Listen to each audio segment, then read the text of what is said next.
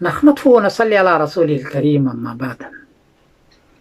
एक साहब ने पूछा है कि हिंदुस्तान में सनातन धर्म का बहुत चर्चा है, सनातन धर्म का, तो आप ये बताइए कि कुरान और हदीस के एतबार से क्या इस धर्म का कोई हदीस में या कुरान में इसका जिक्र है, ये आप बताइए।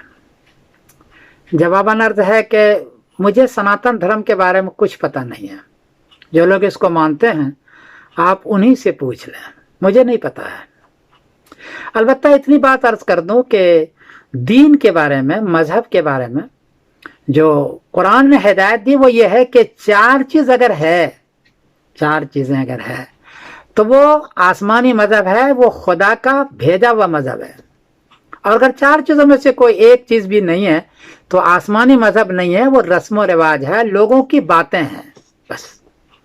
पहली बात तो है कि वो एक खुदा को मानता हो, सिर्फ एक खुदा को, किसी और को नहीं मानता हो, सूरज को, चांद को, मजार को या ताजिया को या पहाड़ को, किसी भी चीज को, इन अल्लाह के अलावा किसी चीज को खुदा ने मानता हो।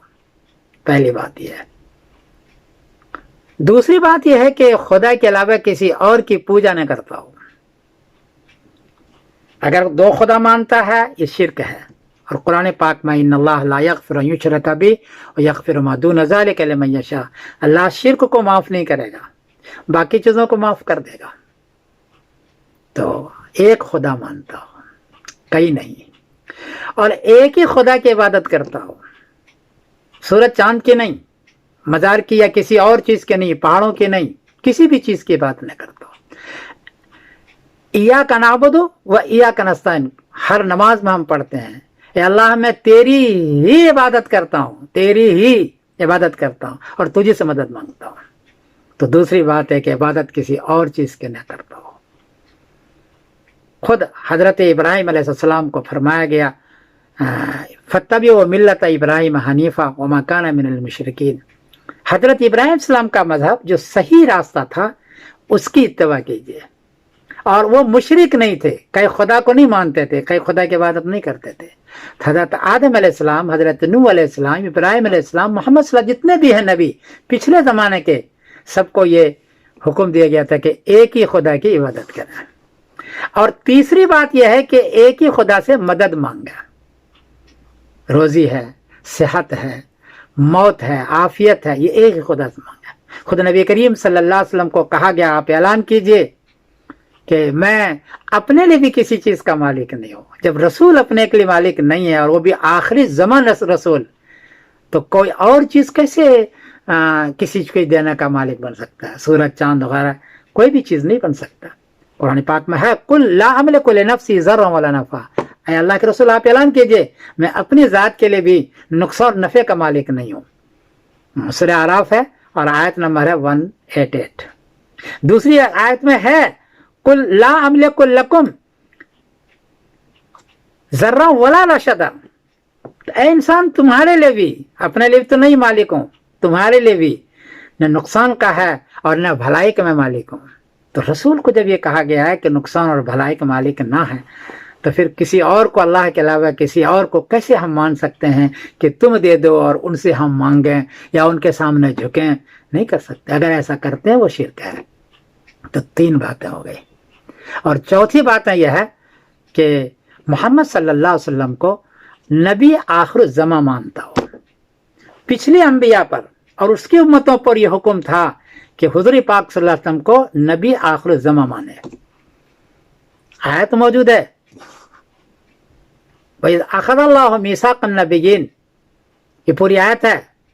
लमा अतैतुकुम मिन किताबिन व हिकमतिन सुम्मा जाअकुम रसूलुन मुसद्दिक़ुन लिमा माअकुम, आगे है लतुअमिनुन्न बिही व लतंसुरन्नहु, अगर तुम्हारे पास रसूल आ जाए तो उस पर ईमान भी लाओगे और उसकी मदद भी करोगे। तो दो उस जमाने में आए नहीं थे, ये कहा गया था इसका ईमान रखना, और ये भी कहा कि अगर आ जाए तो उस पर ईमान रखना और उसकी मदद भी करना।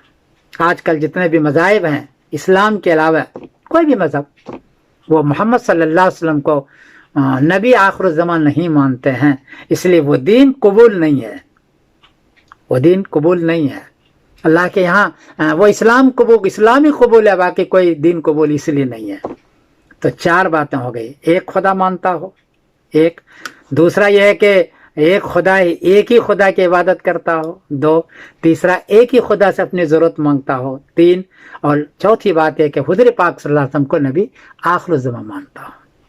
ये अगर चारों है तो वो आसमानी मजहब है और अल्लाह का भेजा हुआ मजहब है। और ये नहीं है तो आप खुद सोच लें कि वो मजहब आसमानी नहीं है, बनी बनाई चीज़ें हैं, जो कुछ भी है ये है कुरान में, हदीस में।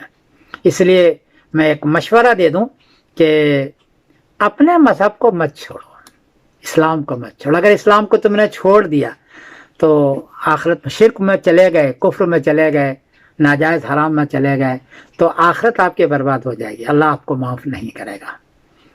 क्योंकि कुरान पाक ने खुद कहा कि इन्नल्लाह ला यग़फ़िरु अन युश्रका बिही, और दुनिया भी आपकी बर्बाद हो जाएगी। आप जिस लालच में दूसरी जगह गए हैं वो आपको कबूल नहीं करेगा।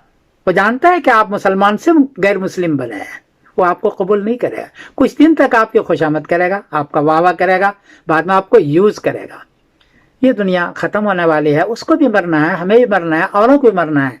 इसलिए थोड़ी सी फायदे के लिए या वाहवाही के लिए आप दुनिया भी क्यों बर्बाद करते हैं और आखिरत क्यों बर्बाद करते हैं। तो ये चीजें हैं। और पिछले जमाने के अंदर हजरत आदम अलैहिस्सलाम जब से दुनिया कायम हुई है या हजरत आदम अलैहिस्सलाम आया है उस वक्त से लेकर मोहम्मद सल्लल्लाहु अलैहि वसल्लम तक और आज तक यही है कि ये 4 चीज़ें हो तो वो आसमानी मजहब है, और ये 4 चीज़ें नहीं हैं तो वो कबूल भी नहीं है और आसमानी मजहब भी नहीं है। इस दौर में बहुत सारे लोग अल्लाह को एक तो मानते हैं लेकिन मोहम्मद सल्लल्लाहु अलैहि वसल्लम को अल्लाह का आखिरी रसूल नहीं मानते, इसलिए वो दीन कबूल नहीं है इस ज़माने में भी। ये चंद चीज़ें थी जो मैंने अर्ज़ कर दिया। मैं समीरुद्दीन कासिम बोल रहा हूँ मैनचेस्टर इंग्लैंड से कि 4 चीज़ें हो तो मज़हब है, आसमानी मज़हब है, और नहीं है तो मज़हब नहीं है। और एक मशवरा दे दिया कि दीन को न छोड़ो, इस्लाम को न छोड़ो। ये असल है कुरान है, तौरात है, इंजील है, ज़बूर है, ये सारे में इन्हीं 4 चीज़ों की ताकीद की गई थी। पिछली जितने भी आसमानी किताबें हैं उसके सारे नबी और उसकी किताबों में ये बात थी। मैं मादरत के साथ अस्सलाम वालेकुम वरहमतुल्लाहि वबरकातुहू।